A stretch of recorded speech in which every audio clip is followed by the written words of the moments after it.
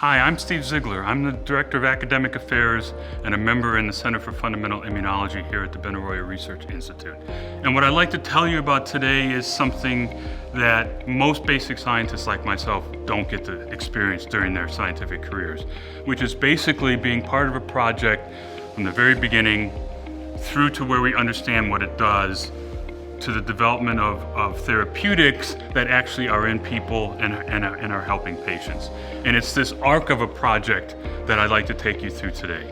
So if we go back to the early 1990s, I'm a staff scientist at a local biotech company, and we're studying this unknown factor that has the ability to promote lymphocyte growth in vitro. I was part of the team that cloned the gene that encoded this factor, which we now refer to as TSLP, as well as its cellular receptor, the TSLP receptor.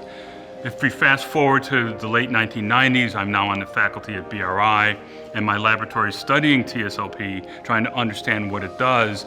And what we found was that TSLP is actually expressed at barrier surfaces in the body, so in the skin, the gut, and the lung, and it's induced as part of a response of those barriers to a real or perceived challenge. So for example, in the lungs, when you breathe in not only the air, but you also breathe in things like respiratory viruses, bacteria, pollen, dust mites, cat dander, what have you, and it's up to that barrier surface to decide how to respond to those challenges.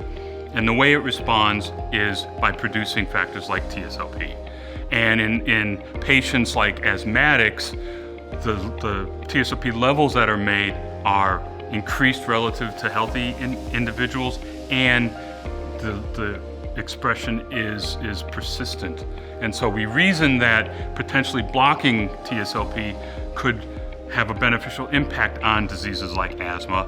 And so we developed model systems where we could actually demonstrate that it does block asthma in these model systems. We've been working with pharmaceutical companies to develop drugs that block TSLP, and I'm really pleased to report that the clinical trials just concluded with an anti-TSLP drug in asthma, and in addition to alleviating disease in patients with allergic asthma, it was effective across the broad range of disease, including and importantly in patients with steroid-resistant asthma, which is the worst type of asthma to have and for which there are really no good drugs now available.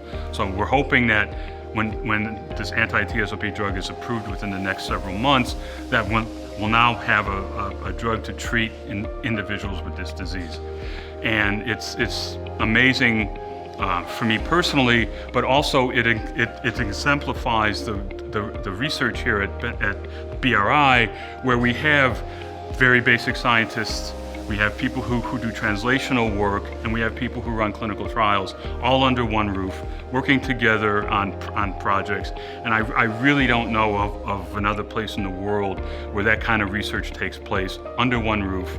And so with that, it's just an amazing place, and I look forward to all the discoveries we're going to make in the future on TSLP and other projects we're working on. So thank you.